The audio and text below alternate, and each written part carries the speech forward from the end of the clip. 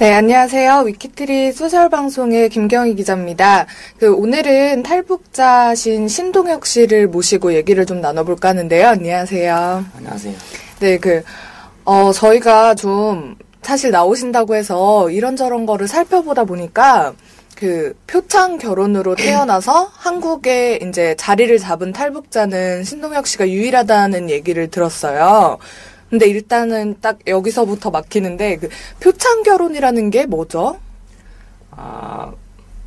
많은 분들이 그렇게 말씀을 해주시는데 이제 한국에 와 있는 북한 사람들 중에서 이제 정치범 수용소에서 태어나고 또 거기서 살다가 이제 도망쳐 나오는 건 환자라고 그러는데 이제 많은 사람들이 그렇게 얘기해줘서 저도 알고 있거든요. 근데 일단 제가 살던 이제 수용소 경우에는 죄수들이 이제 남자 죄수군, 여자 죄수군 이제 일을 잘 하는 죄수들을 이제 간수가 선택을 해서 그냥 일 잘하니까 표창을 주는 거예요. 근데 그 표창 중에서 이제 이 결혼을 표창의 한 부분으로 이렇게 해서 죄수들한테 이제 주는 거거든요. 그래서 이제 죄수들이 평생 그 안에서 살면서 가장 영광으로 생각하고 가장 이루고 싶은 꿈이 이제 수용소 안에서는 표창 결혼이라고 그러는 거죠, 우리들한테는.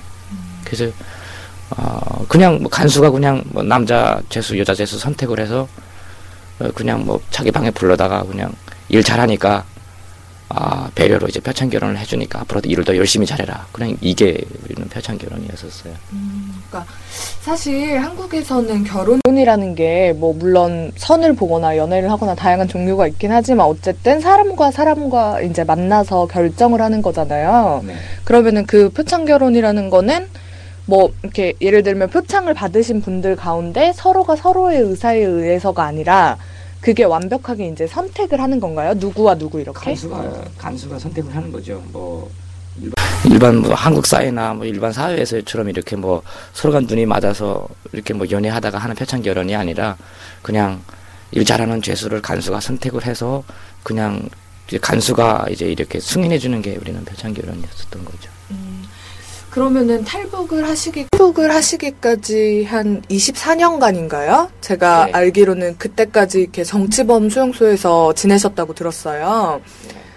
어떠셨나요? 태어나서의 삶, 그곳에서. 그냥 내가 거기서 태어나서 그냥 처음 이제 눈으로 보고 그냥 생각하기 시작했을 때부터 이제 제 눈앞에 보였던 게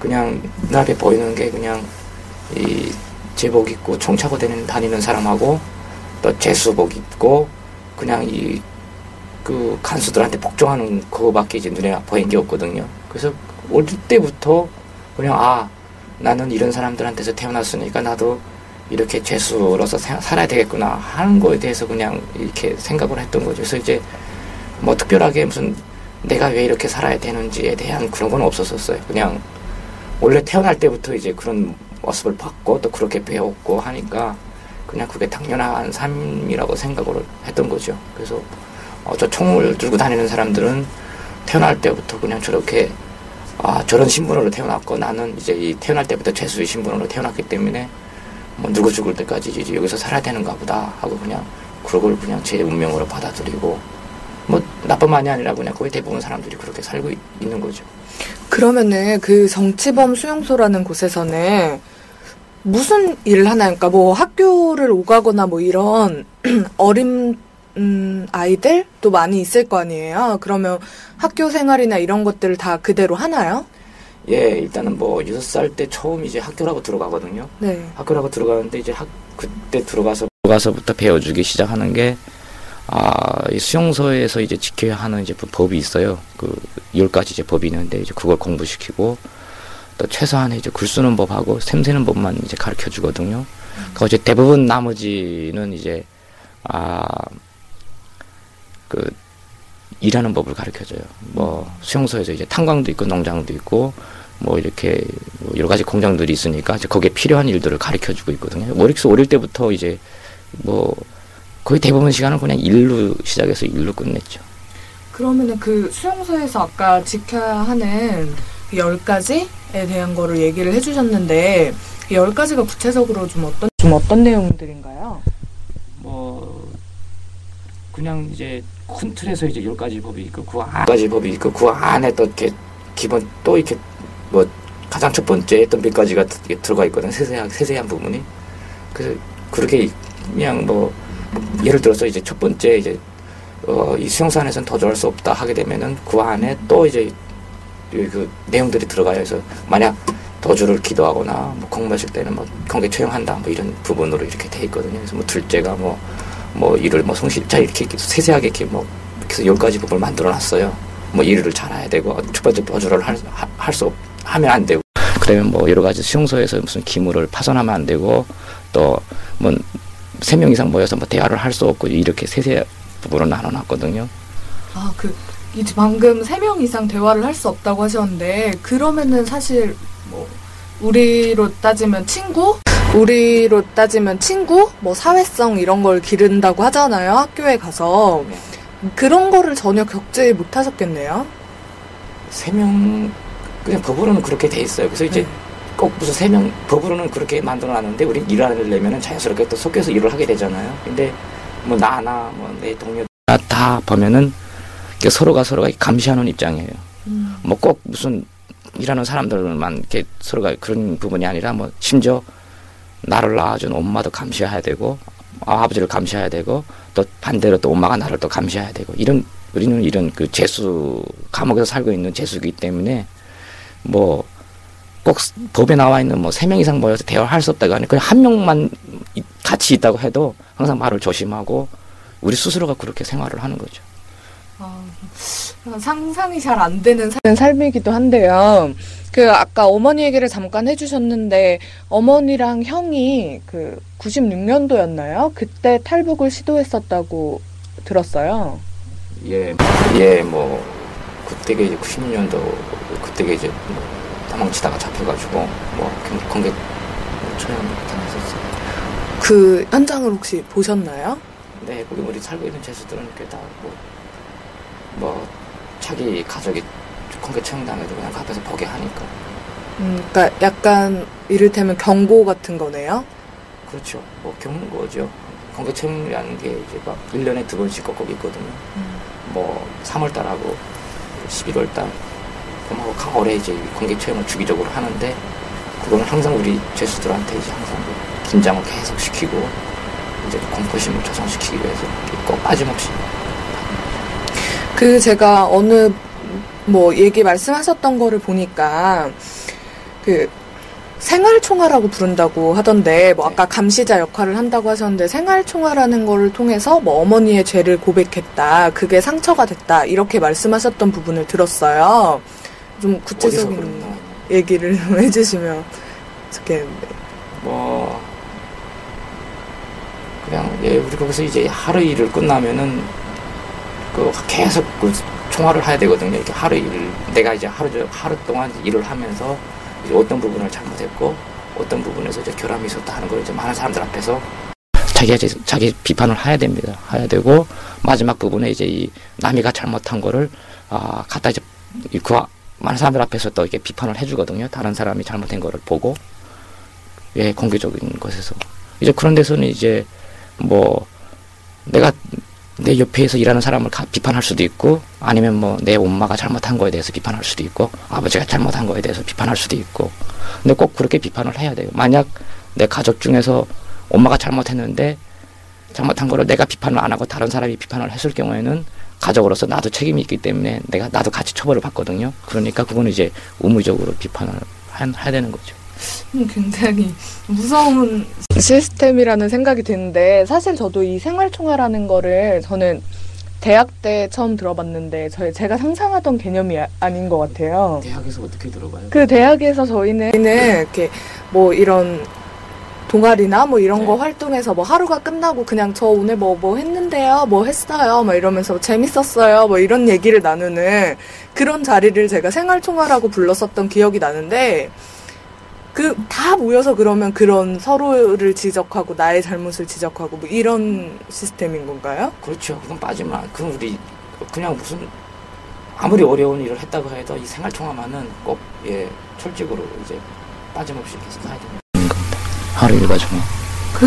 그러면은 사실 뭐 96년도에 어머니가 탈북을 시도하려다가 뭐 공개적으로 처형당하는 모습을 지켜봐야만 했고, 그랬을 때 탈북을 결심하기가 사실은 쉽지 않았을 것 같거든요. 그 과정을 지켜봤기 때문에 좀 결정적인 계기가 있었나요?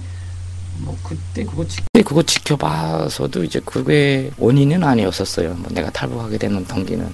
근데 그때는 뭐 엄마가 형이 공개처형 당했어도 그때는 제 심정은 그냥 잘못했기 때문에 공개처형을 당했던 거구나 하고 생각을 했거든요. 이게 무슨 도망치려다가 이렇게 공개처형 당한 거에 대해서 이게 뭐 억울하다거나 뭐 이런 뭘가 잘못됐다거나 하는 생각해 본 적이 없었어요. 그냥 뭐 엄마나 저나 이제 다 같은 죄수의 입장이고 평등하게 죄수이기 때문에 별로 이제 그런 가족이라는 그 느낌이 없었으니까요. 근데 뭐 가장 큰 도망치게 됐던 가장 큰 원인은 그냥 2004년도 그때 이제 제가 일하던 이제 공장에 밖에서 사시는 분이 잡혀 들어오셨던 적이 있거든요. 그래서 그분하고 이제 같이 일을 하면서 이렇게 대화를 나누던 중간에 이제 어느 순간에 이분이 이제 밖에서 자기가 살던 얘기를 좀 해주기 시작을 하셨었어요. 그래서 그때 난생 처음 이제 수용소 외에 밖의 사회가 어떤 거라는 것을 이제 알게 됐던 거죠. 그럼 그때 처음 얘기를 들었을 때 어떠셨어요? 약간 꿈 같았을 것 같은데. 뭐 믿지 못했었어요 처음에는. 믿기지도 않고 우리가 본 적도 없고 들어본 적도 없는 그런 세상에 대해서 얘기를 하기 때문에 또 내가 뭐 생각을 하기 시작하고 또 눈으로 보기 시작해서부터 그냥 내가 사는 이 땅 자체 전체가 다 죄수하고 간수로만 구분이 되는 줄 알았었거든요. 근데 난생 처음 이제 이분한테서 바깥 얘기를 들기 시작하면서 그냥 믿어지질 않죠. 뭐 그냥 처음 뭐 보지도 못했고 듣지도 못했던 그런 생활들이기 때문에 뭐 처음 의심도 하고. 그러면은 탈북을 어쨌든 2006년도에 이제 탈북을 하셨던 걸로 알고 있는 5년이요? 예. 그러면은 그 과정이 좀 되게 어렵잖아요. 뭐 제가 듣기로 전기 철조망 같은 것도 있고 막 이런 곳이라고 들었는데 어떻게 그 과정을 좀 자세하게 설명을 해주세요. 처음에 이제 이분 얘기를 들으면서 이제 가장 내가 이제 호기심에 가고 가장 관심 가졌던 게 이분이 이제 밖에서 살면서 이제 드셨던 게 음식들이었었거든요. 수용소 안에서 살면서 이제 우리가 먹을 수 있는 음식은 그냥 옥수수로 만든 거 하고 소금에 졸인 배추 그런 거밖에 없어요. 우리가 먹을 수 있는 음식은 뭐 다른 거 무슨 쌀도 있고 뭐 돼지도 있고 뭐 닭도 있고 하지만은 그거는 우리가 먹을 수 없다고 이제 알고 있기 때문에 또 법으로 그렇게 돼 있기 때문에 우리는 전혀 먹을 생각 자체를 안 하거든요. 근데 이제 이분이 들어와서 나한테 말씀해 주시면서 바깥에 사는 사람은 그냥 뭐 먹고 싶을 때 그냥 뭐 닭을 잡아먹고 이제 먹고 싶을 때 이제 돼지를 잡아먹고 이런 얘기를 하니까 굉장히 저가 이제 그게 이제 관심이 많았던 거예요. 뭐 다른 거는 모르지만은 뭐 내가 살아보지 못했으니까 이제 뭐 믿지 못했었는데 이런 먹는 거에 대해서는 이제 굉장히 관심이 많이 갖고 또 제가 또 그걸 상상을 계속 했던 거죠. 뭐 그렇게 한 6개월 정도 이렇게 일하다 보니까 그러면 만약 내가 여기서 도망치면은 도망쳐서 만약 밖에 나간다고 되면 나도 이제 마음대로 이제 뭐 닭이나 돼지를 이제 먹을 수 있냐고 그랬더니 이분이 그렇게 먹을 수 있다 그러시더라고요. 그래서 그러면은 그러면 한번 나도 도망쳐보자 이런 생각을 이렇게 들기 시작했던 거예요. 단지 먹는 것 때문에. 예. 그러면은 그분에게 이제 그런 얘기를 들었을 때 그분하고 이제 아까 말씀하시기에 뭐 생활총화 같은 거를 통해서 서로의 잘못을 지적하기 때문에 굉장히 조심스럽다고 말씀하셨잖아요. 네. 이분하고 이제 좀 특별히 가깝게 지내셨으니까 이런 얘기들이 오갈 수 있었을 것 같아요. 처음에는 사실 이제 이분이 오자마자 담당 간수 저 사람을 감시하라는 그런 걸 제가 임무를 받았었어요. 감시하라고 이제 저한테 이제 임무를 줬었는데 이제 이분하고 같이 일하면서 난생 처음 이제 그러니까 사람으로서, 그러니까 인간으로서 이걸 종을 한번 느꼈던 것 같아요, 제가. 이 수용소 안에서 죄수들끼리에는 그런 종이라는 게 전혀 존재 자체를 안 하거든요. 인간의 종이라든지 뭐 사랑이라는 그런 것 자체를. 근데 이제 밖에서 사시던 분이 들어와서 저랑 같이 일을 하시기 시작하면서 이제 나한테 종을 주셨던 거예요. 나한테는 처음 이제 그때 당시 종이라는 건 몰랐었는데 굉장히 저게 꿀리더라고요, 그분한테. 그래서 예를 들어서 뭐 같이 일을 했었으니까 뭐 밥 먹으러 계속 같이 가거든요. 가면은 우리도 밥이 조금씩 주거든요. 뭐 숟갈로 또야 한 뭐 몇 숟갈, 뭐 한 서너 네 숟갈, 다섯 숟갈 정도밖에 안 하는데 그 중에서 몇 끼마다 이제 한 숟갈 두 숟갈씩 나한테 계속 덜어주시고.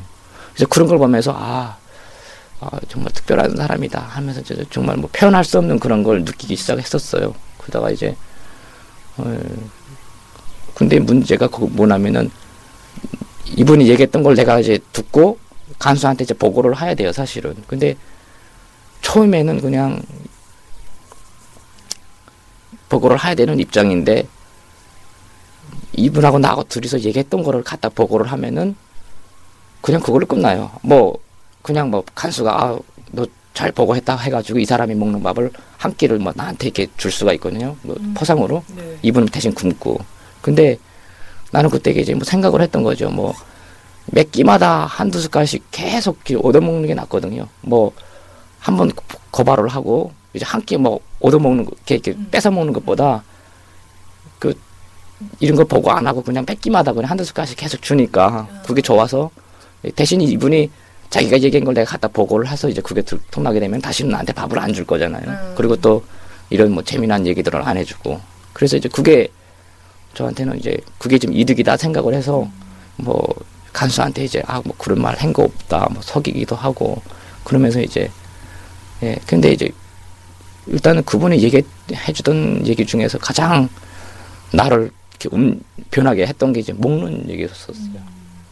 그러면 지금 그분은 아직 그쪽에 계시나요? 모르죠. 이제 2005년 1월 2일 날 둘이서 탈북을 이제 했는데 뭐 도망치자 하고서 이제 뭐 했는데 뭐 일단 철조망을 넘는데 그냥 뭐 둘이서 철조망을 같이 넘었는데 일단 철조망 넘어서 이제 나는 철조망 넘어왔구나 하고 생각. 근데 나도 넘어올 때 전기에 붙었었거든요. 이렇게 막 눈도 오고 막 했었으니까. 넘자마자 뒤를 돌아봐서 이분은 계속 내 느낌으로는 그냥 철조망을 계속 기어 나오시더라고요. 그냥 느낌으로 엎드려가지고. 그래서 그때 나는 그냥 이분이 나오는구나 생각하고 그냥 무조건 도망쳐야 되겠다 하고서는 산 아래로 그냥 정신없이 뛰어내려오다 한참 내려오다가 이분이 안 내려오길래 그냥 전기에 붙지 않았나. 지금 뭐 그렇게 생각을 해요. 안타까운 얘기이기도 한데 저희가 요즘에 좀 사회적으로 문제가 되고 있는 게 중국에 이제 그 잡히신 분들, 공안에 잡히신 분들이 강제로 이제 북한으로 다시 돌아가는 그 문제가 굉장히 논란이 많이 되고 있어요. 사회적인 이슈도 많이 됐고요. 근데 아무래도 한 24년인가요? 뭐 23년 이 정도를 그 정치범 수용소에서 사셨으니까 혹시 그렇게 강제 북송돼서 온 사람들을 보신 적이 있나요? 특별히 보진 못했었습니다. 뭐 이분하고 같이 있을 때 이분이 잠깐 뭐 중국에 대한 얘기를 하긴 했었었는데 이분이 이제 중국 가셨던 그때 처음 들었었어요. 이분이 마지막에 가까워졌을 때 이게 나한테 많은 얘기를 해주셨었는데 그때 이분이 그냥 중국 갔다가 자기 와이프랑 같이 중국 갔다가 북에서 무슨 선고를 한다고 그랬었대요. 뭐 선고를 뭐 해서 그냥 선고 참가하겠다고 들어왔다가 이제 잡혔다 그런 얘기만 들었었거든요.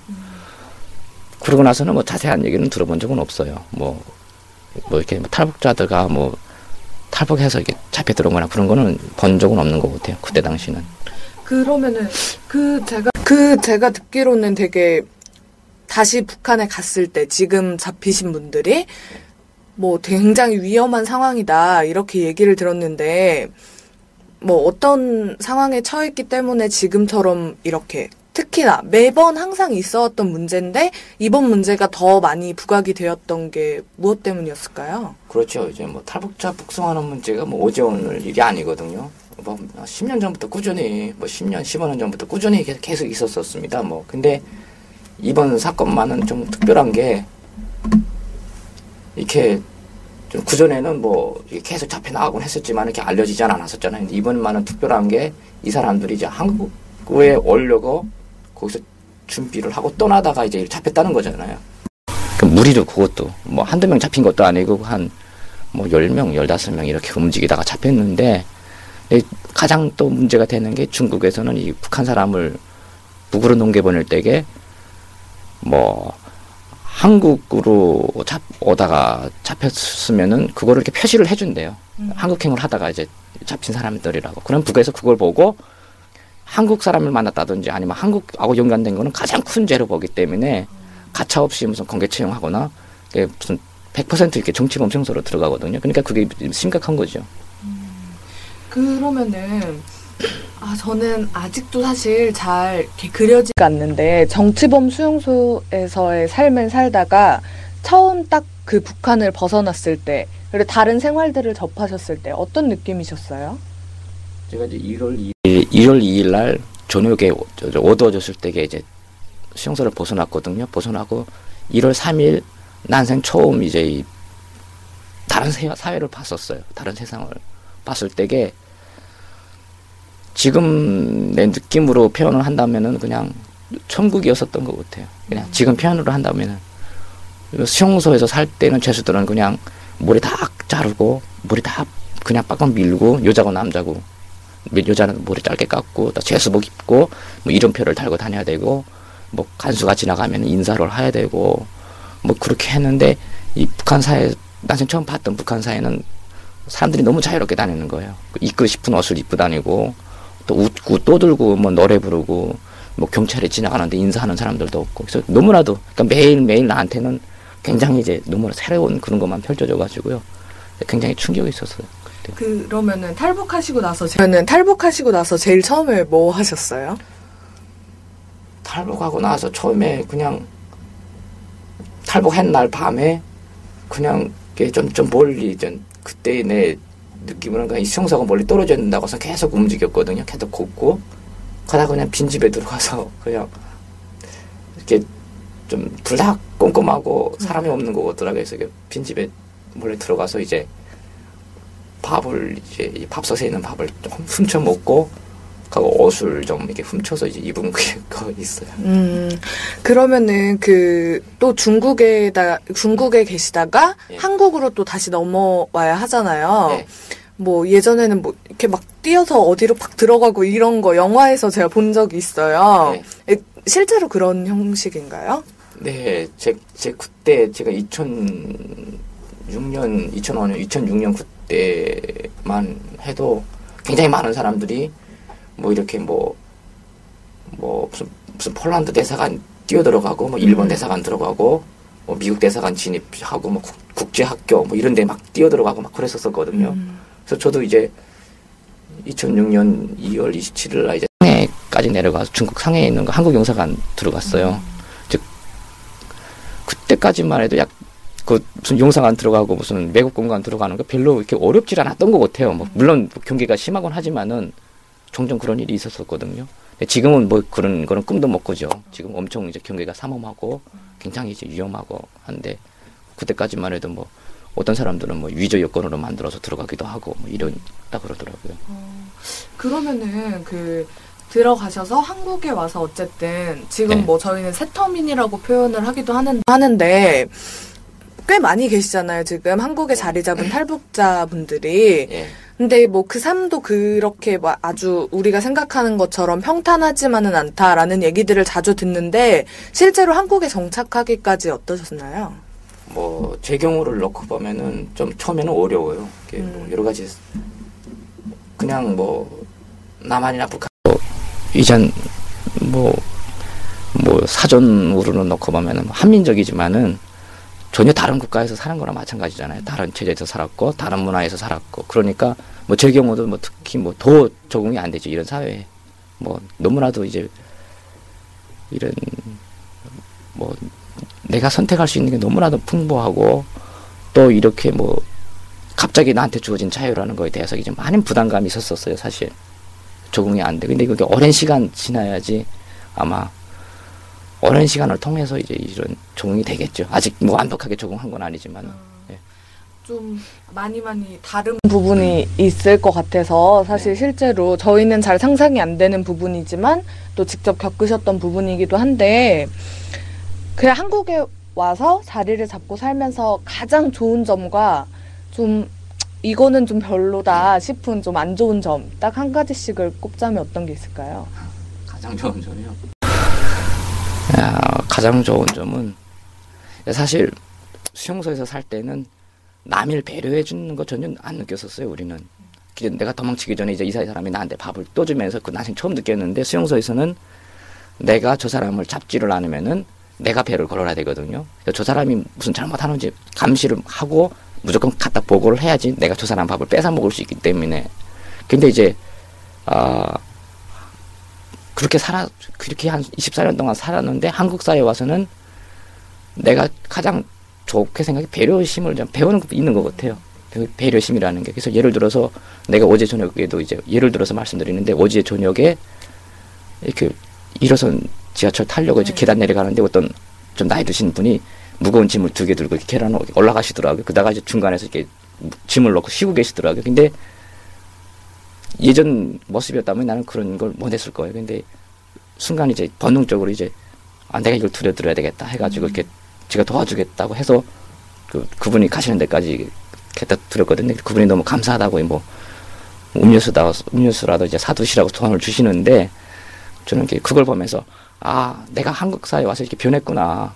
한국 사회니까 이게 가능했구나 한 거 이제 느꼈고요. 예, 뭐 나쁜 점은 글쎄요. 나쁜 점은 잘 모르겠습니다. 뭐 어디 가나 뭐 나쁜 점 좋은 점 다 존재하겠지만은 그래도 저는 이 정도면은 그냥 굉장히 만족해요. 사실 나쁜 점이라는 거는 사실 뭐 그냥 그런 거 찾지 않으려고 합니다. 예를 지금 요즘에 한국에서는 사실 북한에 대한 이번 정부 들어서는 좀 뜸하긴 하지만 지원을 하기도 하고 일부에서는 다양하게 김정일 조문을 가는 테라던가 이런 것들을 보시면서 좀 어떤 느낌 드세요? 사실 나도 많이 들었으면 한국에 와서 들었거든요. 남한에서 이제 북한에 수도 없이 지원을 해주고 쌀이나 경제적으로나 돈으로나 수없이 10년 넘도록 한 20년 되도록 이렇게 지원을 해줬는데 지원을 해줬으면 북한이 변해야 되잖아요. 네. 근데 북한이 변한 건 하나도 없거든요. 오히려 이렇게 남한을 협박하고 98년도도 그렇고 2002년도도 그렇고 오히려 이렇게 포를 쏘고 군함끼리 전쟁도 하고 재작년 같은 경우에는 연평도도 폭격 맞고 그런 거 보면은 사실 한국도 이런 걸 좀 심각하게 느껴야 된다고 생각을 해요. 제 입장에서는 중국만큼 변해야 되는데 변하지 않고 계속 그냥 대한민국 꼬투리 잡고 이업을 하면서 자꾸 뭘 얻으려고 하는 거에 대해서는 좀 심각하게 한국 국민들이나 정치인들이 이렇게 고민을 할 필요가 있지 않나. 오히려 이런 걸 다른 방법으로 좀 찾아가지고 북한을 실질적으로 변할 수 있는 방법을 찾아야 될 때가 아닌가 싶어요. 특히 지금 아마 탈북자 강제 북송 문제가 불거져 있는 상태라서 더욱더 이런 얘기들을 좀 많은 분들이 아셨으면 좋겠는데요. 네. 탈북자 강제 북송 문제, 이 해결을 위해서 어떤 노력들이 좀 필요할까요? 우선 제 생각으로는요, 일단 한국 국민적인 그런 인식이 지금 굉장히 변하고 있잖아요. 네. 연예인들도 그렇고, 정치인들도 그렇고. 근데 가장 크게 변화해야 될 게 이제 중국이 변화해야 될 것 같아요. 한국 정부도 요구하고 정치인들도 이렇게 중국에다 요구하고 있는데 중국이 안 변하고 있거든요. 그냥 단지 무슨 경제적으로 어려워서 불법적으로 이제 올경한 사람들이 있기 때문에 난민으로 인정해 줄 수 없다. 하지만은 그 사람들이 이제 북한으로 강제 북송된다고 했을 경우에는 정치적인 탄압을 받거든요. 이제 이런 부분에 있어서 그냥 좀 한국에서 좀 더 이제 국민적인 관심이 필요한 것 같아요. 그리고 그냥 정치인들도 좀 합심해서 이런 부분에 있어서 또 이런 조그만 것부터 시작을 한다게 되면 북한도 변할 수가 있거든요. 이런 여러 가지 국제 여론이나 이런 게 형성된다고 하면은 북한도 이제 이 사람들 함부로 이렇게 다루면 안 되겠구나 하고 이제 변할 수 있는 가능성이 굉장히 크거든요. 오늘 많은 얘기들을 들었는데 저는 아직도 좀 혼란스럽기도 하고 상상이 잘 안 되기도 해요. 사실 많은 얘기를 들려드리고 싶은데 네. 예, 뭐 또 저희가 시간이 좀 그런 게 있어가지고 더 많은 얘기를 듣지는 못했는데 예. 어떠셨어요? 그래도 오늘 나와서 얘기를 해보시니까. 예, 사실 좀 저도 사실 이런 방송을 하고 있거든요. 네. 예, 인사이드 엔키라는 이런 인터넷 방송을 만들어서 직접 우리 북한 사람들을 섭외를 해서 이제 생방송으로 이렇게 많은 사람들한테 이렇게 모르는 사람들한테 이제 한국 사회에서 조그만 것부터 이제 이렇게 해서 이제 알리려고 이제 방송을 하고 있는데 사실 이렇게 이게 필요한 것 같아요. 뭐 거창하게 무슨 큰 TV에 나가고 뉴스에 나가서 이렇게 뭐 알리는 것보다 이런 거를 통해서 뭐 네티즌들한테라든지 아니면 이런 걸 통해서 정말 굉장히 저는 좋아하거든요. 이게 굉장히 좀 이런 게 필요한 것 같습니다. 네, 오늘 뭐 얘기 나눠서 좀 다양한 것들을 알게 돼서 저한테는 좀 혼란스럽기도 하고 또 즐거운이라고 말해야 될지 모르겠지만 어쨌든 좋은 시간이었습니다. 좀 많은 관심들을 가질 수 있는 계기가 됐으면 하는 바람이 있고요. 다음에 기회가 되면 한 번 더 나와주셨으면 좋겠습니다. 그렇게 하죠. 기대. 네, 감사합니다. 오늘 수고하셨습니다. 감사합니다.